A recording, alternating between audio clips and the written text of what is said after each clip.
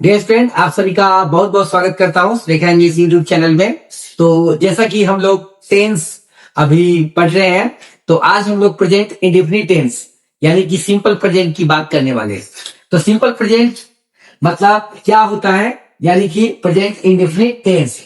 ठीक है, तो यहाँ पर हम लोग चर्चा करने वाले हैं प्रेजेंट इंडेफिनिट टेंस की। तो आइए शुरू करते हैं।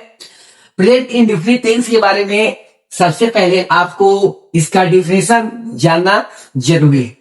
वो क्या है कि जब कोई काम रोज होता है या ऐसी आदत जो रूटीन है, हर समय होने वाले काम जो रोज होता है और जो कि आपके डेली रूटीन में है, उसे हम लोग प्रेजेंट इंडेफिनिट टेंस या सिंपल प्रेजेंट कहते हैं।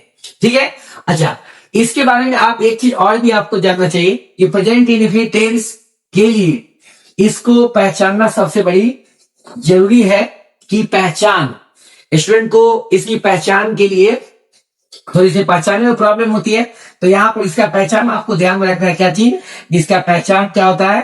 ता, यानी कि इसके पहचान के बारे में हम लोग देखेंगे। तो ता है, ते है और ती है, ये प्रेजेंट इंडेफिनिट टेंस का पहचान होता है। कोई भी ऐसा हिंदी का आप वाक्य देखिए जहां पे उसके अंत में ता है, ते है, ती है लगा हुआ है, ये प्रेजेंट इंडेफिनिट टेंस है, यानी कि इसे आप सिंपल प्रेजेंट भी कह सकते हैं। तो इससे इस सेंटेंस को पढ़ने से, यानी कि इस टेंस को पढ़ने से पहले आपको जानना क्या जरूरी है? तो आपको इससे पहले जानना जरूरी है सब्जेक्ट के बारे में कि आखिर सब्जेक्ट क्या होता है। तो यहाँ पे आप देख रहे हैं कि इधर है पर्सन। पर्सन जैसा कि आपको पता होगा कि पर्सन तीन होते हैं, फर्स्ट पर्सन, सेकेंड पर्सन और थर्ड पर्सन। तो यहाँ पे पर्सन यानी कि बोलने वाला फर्स्ट पर्सन है, जैसे कि आई और यू फर्स्ट पर्सन है। सेकेंड पर्सन यू, सुनने वाले को सेकेंड पर्सन कहते हैं। और थर्ड पर्सन जिसके बारे में बात की जाए, यानी कि ही सी इट या कोई नेम। अब ये तो आप और तरीके से पढ़ते आ रहे हैं। इससे पहले आपको अब नए तरीके से क्या जानना है कि टेंस पढ़ने से पहले आप एक बात अच्छे से जानना, यानी कि सब्जेक्ट। तो सब्जेक्ट दो प्रकार का है, एक है आपका सिंगुलर सब्जेक्ट और दूसरा है आपका प्लूरल सब्जेक्ट। सिंगुलर सब्जेक्ट कौन कौन सा होता है? तो आपका सिंगुलर सब्जेक्ट सबसे पहला आई है। आई जो है वो सिंगुलर सब्जेक्ट है।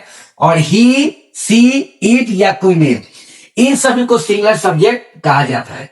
और दूसरा क्या है? प्लूरल सब्जेक्ट कौन सा होगा? तो यू, वी, दे, ये सभी प्लूरल सब्जेक्ट है। अब इसमें एक चीज और भी जुड़ जाता है, यानी कि आई, ही, सी, इट या कोई नेम, ये सिंगुलर सब्जेक्ट है। और यहाँ पर वी, यू, दे और एक से ज्यादा कोई भी व्यक्ति या वस्तु ऑलरेडी किसमें आते हैं? प्लूरल सब्जेक्ट में। तो ये सिंगुलर सब्जेक्ट और प्लूरल सब्जेक्ट अगर आपने अच्छे तरीके से समझ लिया तो टेंस लगभग बहुत हद तक आपको समझने में बहुत आसानी हो जाती है। तो सब्जेक्ट आप पहले अच्छे तरीके से समझ लिए होंगे। हम लोग बात करते हैं प्रेजेंट इंडेफिनिट के बारे में। तो प्रेजेंट इंडेफिनिट के लिए सबसे पहला आपको एक चीज और भी जानना जरूरी है, वो है क्या चीज? सेंटेंस। जैसे कि सेंटेंस 5 है, अफर्मेटिव, नेगेटिव, इंट्रोगेटिव। और इंट्रोगेटिव दो प्रकार का है, yes no question and W. इसके बारे में हम लिंक में आपको डाल दिया गया, ये वीडियो आप देख लेंगे।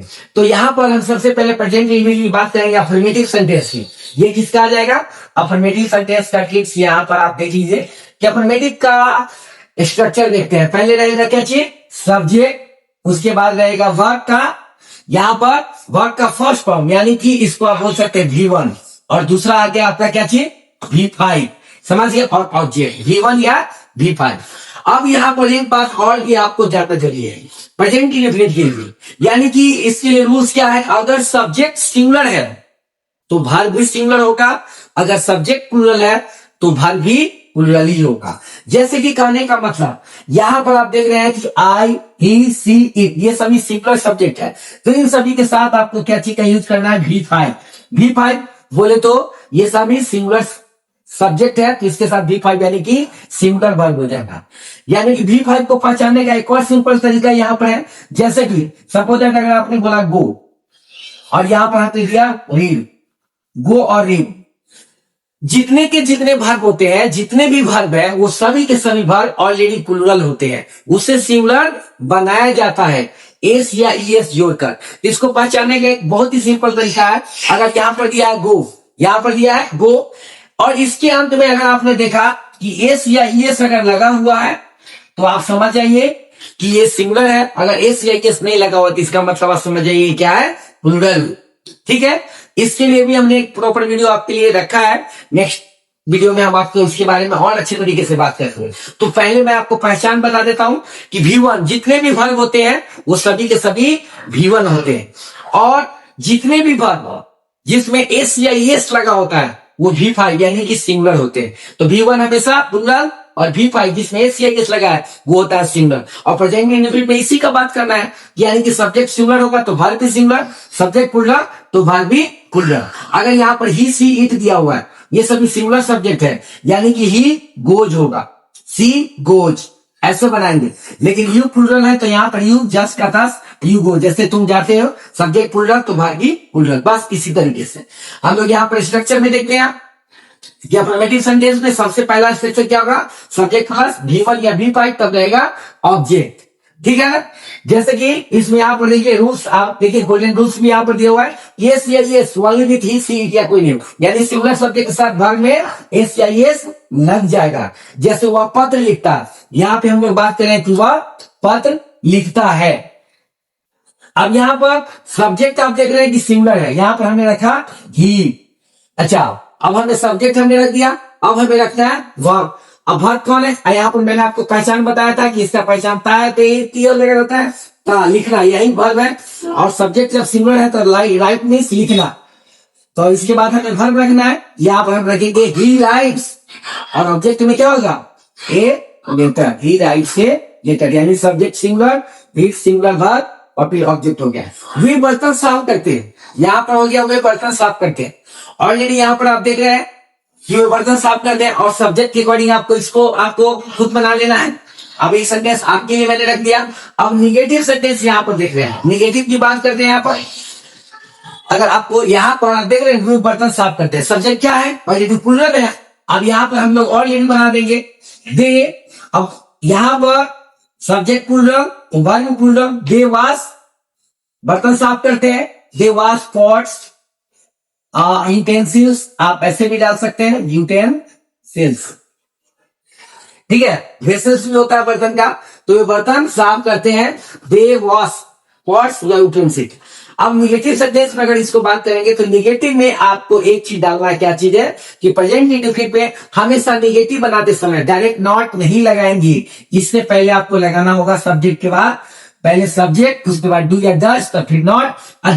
डू डज जब भी लग गया तो आपको V1 का इस्तेमाल करना है, डू डज के बाद जस्ट V1 का इस्तेमाल करना है। अब यहाँ पर वह पत्र नहीं लिखता है, अब जब सिंगुलर सब्जेक्ट होगा तो उसके साथ डज लगाएंगे, प्लूरल सब्जेक्ट पर डू लगाएंगे, वो पत्र नहीं लिखता है। यहां पर सीधा क्या बना देंगे, ही does not, he does not. अब यहां पर सब्जेक्ट यहां पर देख रहे हैं सिंगुलर है, लेकिन फिर भी हम प्लूरल का यूज क्यों कर रहे हैं, क्योंकि रूल है। क्या रूल है कि डू डज के साथ V1 का यूज करना, he does not write a letter.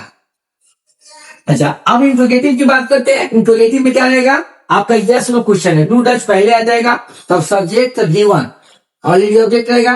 क्या हुआ, पत्र लिखता है, यहां पर आप देख रहे हैं कि यस नो क्वेश्चन है, इसके बारे में डिटेल्स इंट्रोगेटिव सेंटेंस का एक वीडियो मैं आपके लिए लेकर आऊंगा। क्या वो पत्र लिखता है, सीधा यहां पर क्या बना देंगे, does he write a letter, does he write a letter.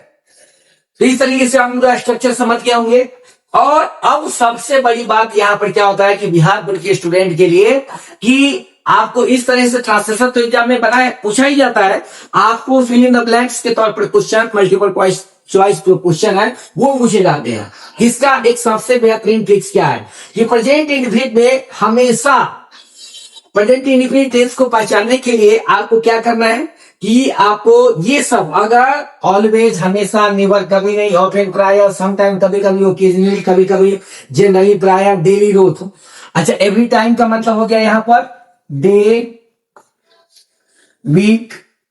अब यहां पर डे वीक, उसके बाद आप यहां पर रख सकते हैं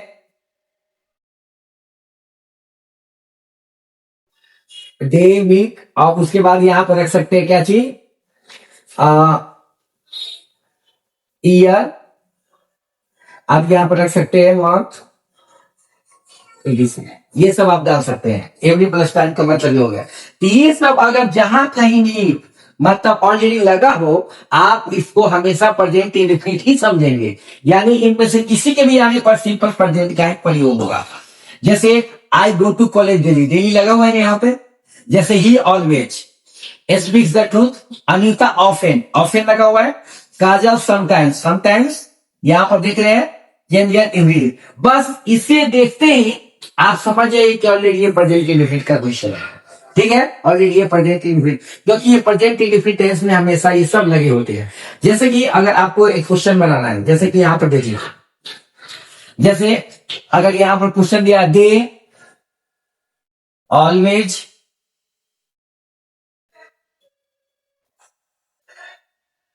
दे डॉट डॉट, आप ऐसा क्वेश्चन लीजिए, they dot dot here every month. अब यहां पर प्रेजेंट इंडेफिनिट ऐसा क्वेश्चन दिया हुआ है। अब यहां पर ऑप्शन में यहां पर दिया हुआ है कम, बी में दिया हुआ है कम्स, और सी में दिया हुआ है गेम, और डी में दिया हुआ है नन ऑफ दीज। यह बोर्ड में ऐसा क्वेश्चन पूछा गया पहले। आपको कुछ नहीं करना है, सीधा नीचे बात हो रही है। जब देखिए कि इसमें किसी प्रकार का कोई हेल्पिंग वर्ब नहीं लगा हुआ है, कोई भी हेल्पिंग वर्ब नहीं लगा हुआ है, बस आप समझिए कि सीधा ये तो प्रेजेंट इंडेफिनिट है, नहीं तो पास्ट इंडेफिनिट है। अब कैसे समझेंगे कि प्रेजेंट है, कैसे समझेंगे कि पास्ट है? तो सीधा आपको रूल्स पता है यहाँ पर कि आप देखिए इनमें से किसी के आने पर सिंपल प्रेजेंट यानी प्रेजेंट इंडेफिनिट का प्रयोग होगा। आप देख रहे हैं एवरी लगा हुआ है, सीधे यहाँ पर देखा आपने क्या चीज, एवरी मंथ। सीधा यहाँ पर आपने देखा सब्जेक्ट क्या है, प्लूरल सब्जेक्ट है, ऑलरेडी देखा हियर एवरी मंथ। यहाँ पर जैसे कि Radha never dot dot meet, यहां पर दिया Radha dot dot never meet. Option यहां पर देख रहे हैं ईट दिया हुआ है, ए में ईट है, बी में देखा आपने ईटेन है, सी में देखा एट है, और डी में देखा फिक्स है। अब आप सीधे प्रेजेंट इंडेफिनिट एक बात देख लीजिए, राधा नेवर, यहाँ पे देखिए आपने देखा इसमें नेवर लगा हुआ है, सीधा समझिए प्रेजेंट नेवर देखते ही आप लगा सब्जेक्ट सिंगुलर है, वर्ब सिंगुलर ऑलरेडी इट्स। तो मेरे ख्याल से आप पूरा का पूरा वीडियो आपको पूरा समझ में आ गया होगा। वीडियो बहुत ही आसान था और प्रेजेंट इंडेफिनिट इस ट्रिक से आपके लिए और ही आसान हो जाएगा। तो मिलते हैं नेक्स्ट डे हम प्रेजेंट इंडेफिनिट का क्वेश्चन लेकर के आपके साथ, और इस क्वेश्चन को इसी ट्रिक के साथ हम लोग देखेंगे, अच्छे तरीके से सोल्व करेंगे। वीडियो कैसा लगा जरूर बताइए, अच्छा लगा आप दोस्तों के साथ शेयर जरूर करिएगा, क्योंकि अच्छी बातें दोस्तों को बतानी चाहिए, और छात्रों को जितने से ज्यादा छात्रों को आप बता सके आप बता सकते हैं। और हम नेक्स्ट डे फिर मिलते हैं, तब तक के लिए थैंक्स फॉर वॉचिंग, अपना ख्याल रखिए।